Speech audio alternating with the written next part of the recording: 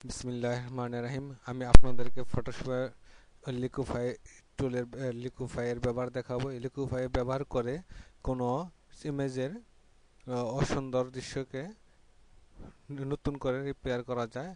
আমি এবার নতুন একটি ছবি ওপেন করলাম। এই ছবিটিতে আপনারা দেখতে পাচ্ছেন এই ছবি এই ছবিটিতে আপনারা দেখতে পাচ্ছেন ভুরুগুলো একটু উপরে উঠে গেছে। এটা সেজন্য ছবিটাকে সুন্দর একটা ছবি হওয়া সত্ত্বেও খুবই খারাপ দেখা যাইতেছে।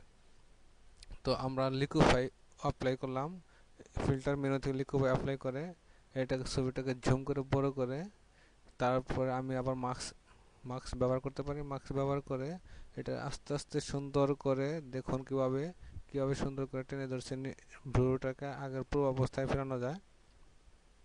হ্যাঁ, সুন্দর করে আস্তে আস্তে টেনে ধরে নিচের দিকে নেমিয়ে ভ্রুটাকে সুন্দরভাবে প্রতিস্থাপন করে এটাকে এবার আমি ওকে দিব। ওকে দিলেই ছবিটা সুন্দরভাবে উপস্থাপন করা যাবে।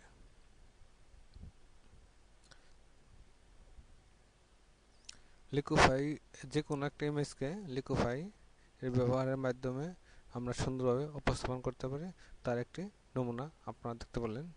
এবার আমি আরেকটি ছবি ওপেন করে এটা লিকুইফাইয়ের ব্যবহার দেখাই আবারও। দেখুন একটি সুন্দর একটি মেয়ের ছবি, কিন্তু এর ঠোঁটটা মনে হচ্ছে একটু নিচের দিকে নেমে গেছে। এটাকে যদি রিপেয়ার করে পরিমার্জিত করা যায় তাহলে ছবিটাকে সুন্দরভাবে দেখা যায়। সেজন্য আমি লিকুইফাই অ্যাপ্লাই করে ছবিটাকে ঝুম করে বড় করে নেব। তো এর জন্য আমি ব্রাশের সাইজ বড় করতে পারি, ছোট করতে পারি। তো আসুন ছবিটাকে একটু জুম করে লিকুইফাই টুলের ব্যবহার করে ছবিটাকে সুন্দর করে মেটের ঠোঁটটাকে একটু উপরের দিকে উঠিয়ে দিয়ে ওকে করব। দেখুন আগের চেয়ে সুন্দর দেখা যাচ্ছে। হ্যাঁ, আস্তে আস্তে আস্তে আস্তে করে সুন্দর করে একটু সময় বেশি নিয়ে করবেন। তারপরে জাস্ট ওকে করলে দেখুন এখন ছবিটাকে আগের চেয়ে অনেক সুন্দর মনে হচ্ছে।